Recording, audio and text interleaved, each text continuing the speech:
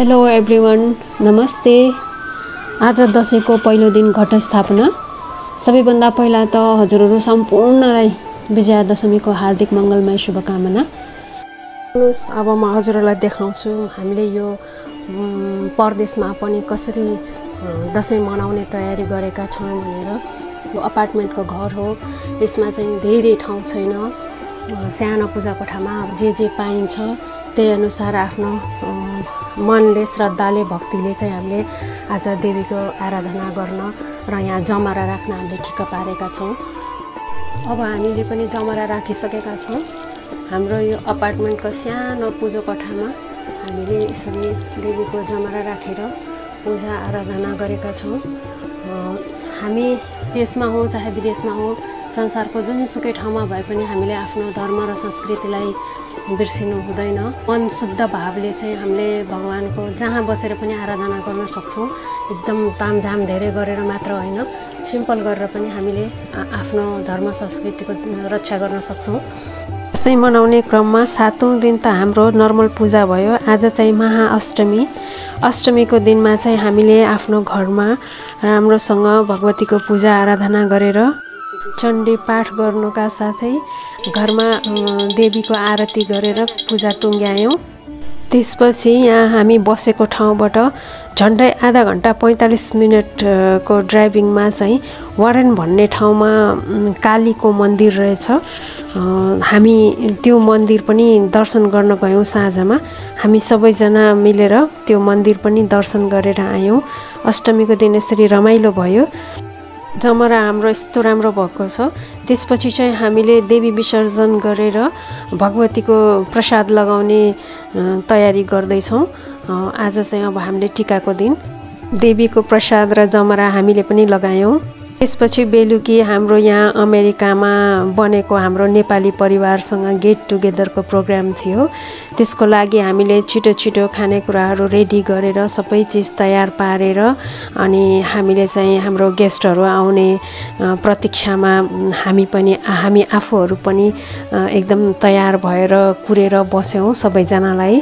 अनि त्यसपछि सबैजना आइसकेपछि चाहिँ फेरि एकपटक हाम्रो टिका र जमराको कार्यक्रम भयो। एकदमै रमाइलो भयो। हामीले सबैजनालाई टिका जमराहरू लगाइदियौँ, शुभकामना आदान प्रदान गऱ्यौँ। एकदमै रमाइलो भयो। टिका लगाउने कार्यक्रम सकिएपछि स्न्याक्सहरू त रेडी नै थियो। अनि सबैजनाले एकपल्ट स्न्याक्सहरू लिएर अनि फेरि सबैजना साथीभाइ भेट भएको, धेरै दिनपछि भेट भएको हुनाले सबैजना एकअर्कासँग हेलो हाई गर्दै भलाकुसारीहरू गर्दै स्न्याक्सहरू खाँदै गफ गरेर बस्नुभयो सबैजना। अनि त्यसपछि स्न्याक्स खाइसकेपछि अनि फेरि सबै आफ्नो आफ्नो हिसाबले रमाउँदै कोही तास खेल्दै, जेन्ट्स पार्टीहरू चाहिँ तास खेलेर रमाउनु भयो भने लेडिज पार्टीहरू चाहिँ एकदम गफसफमा व्यस्त देखिन्थ्यो। गफ गर्दा गर्दै टिकटक बनाउने सल्लाह भएछ र त्यही सल्लाह अनुसार अब लेडिज जति चाहिँ नि टिकटक बनाउने प्र्याक्टिस गर्नतिर तयार भए। त्यसपछि हामी आमा छोरा चाहिँ सबै चिज म्यानेज गर्नमा सरसल्लाह गर्दै थियौँ। यता केटीहरू चाहिँ टिकटकलाई गीत छान्दै थिए टिकटक बनाउनको लागि भने, कोही चाहिँ टिभी हेरेर रमाउँदै थिए र यता केटीहरू चाहिँ अब टिकटकको प्र्याक्टिस गर्न लागे। एकदमै रमाइलो भयो। अब यो टिकटक चाहिँ म जस्ताको तस्तै देखाउँछु।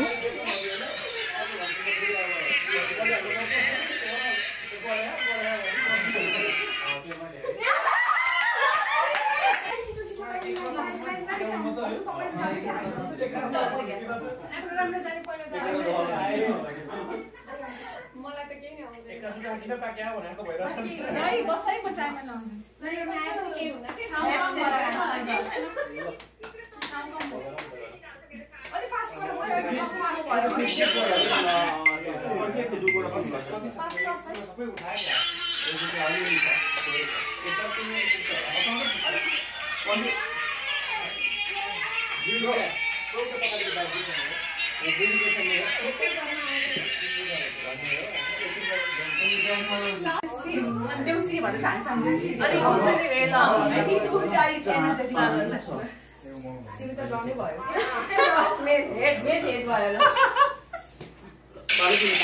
यो स्पिन भयो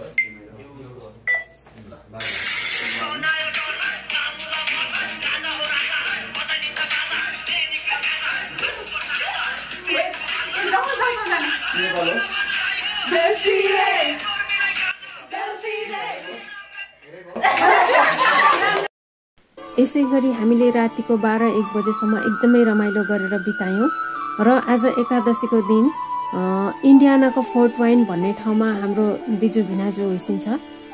आज चाहिँ हामी दिजु भिनाजुको हातको टिका लगाउन फोर्ट वाइनतिर जाँदैछौँ। हामीलाई थाहा छ त्यहाँ पनि हामीलाई एकदमै रमाइलो हुनेछ। अब हामी आइपुग्यौँ र टिकाहरू लगाउन सुरु गऱ्यौँ।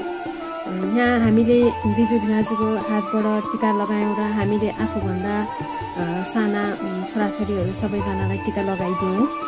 यसै गरी यहाँ पनि एकदमै रमाइलो भयो। टिका जमराको कार्यक्रम परिवार जम्मा भएर हामी सबैले आफूभन्दा ठुलाको हातबाट आशीर्वाद लिने र आफूभन्दा सानालाई आशीर्वाद दिने कार्यक्रम यहाँ पनि भयो र एकदमै रमाइलो भयो यहाँ पनि।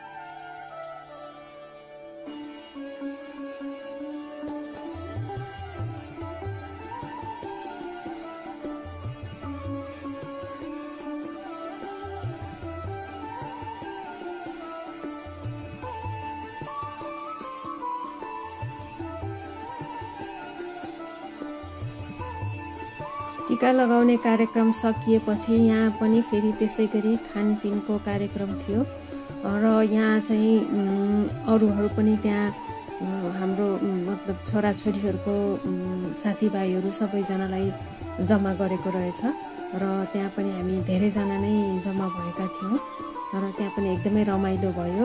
सबैजनासँग भेटघाट भयो, सबै चिनिराखेकोसँग फेरि भेटघाट भयो। जो नचिनिएको हुनुहुन्थ्यो उहाँहरूसँग पनि हामीले नयाँ चिनाजानी भयो। समग्रमा भन्नुपर्दा हामीलाई यहाँ पनि एकदमै रमाइलो भयो। एक त आफ्नो परिवार भेट भयो, त्यसमाथि झन् नयाँ नयाँ मान्छेहरूसँग चिनाजानी रमाइलो भयो। जोस् कोही खाँदै हुनुहुन्थ्यो, खाइसकेकोहरू चाहिँ यसरी खेल्नमा व्यस्त हुनुहुन्थ्यो। लङ्गुर बुर्जा यहाँ खेल चलिरहेको छ। यो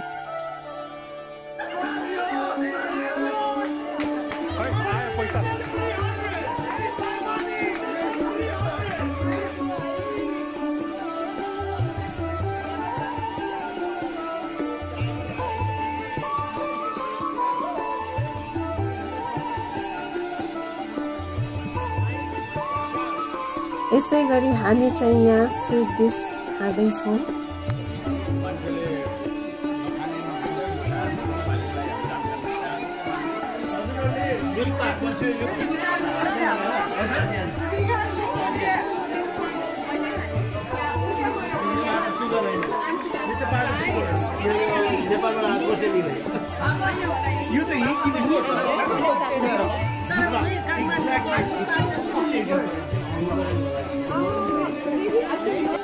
यहाँ चाहिँ बुढाबुढीको माया प्रीति छल्किँदैछ।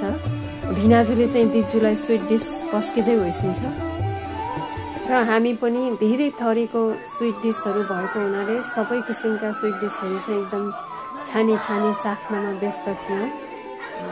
कुन चाहिँ मिठो भनेर, हुन त अब स्विट डिस भनेपछि यसै पनि मिठो हुन्छ, तर पनि थरी थरीको भएको हुनाले हरेक थरीको अलिअलि भए पनि सबैजनाले चाहिँ छानी छानी टेस्ट गर्दै थियौँ। यसै गरी कतै खाँदै कतै खेल्दै कतै धेरै दिनपछि भेट भएको साथीभाइहरू गफ गर्दै गरेर आज दसैँको एकादशीको दिन पनि हाम्रो यसै गरी रमाइलोसँग बित्यो। अब चाहिँ हामी यो दसैँको भेटघाट सकेर मिशिगनतिर फर्किन लागेका छौँ। हाम्रो यो 2078 सालको दसैँ यसपालि अमेरिकामा यसै गरी हामीले रमाइलोसँग बितायौँ। अब चाहिँ हामी आफ्नो ठाउँ मिशिगन यहाँ फोर्ट वाइनबाट मिशिगन जाँदैछौँ। यो चाहिँ मिशिगन जाँदाखेरिको अब बाटोको दृश्यहरू हो। अब चाहिँ हामी यहाँबाट निस्कियौँ। हस् त अब आजलाई यति नै। अब फेरि अर्को नयाँ भिडियो लिएर म आउनेछु।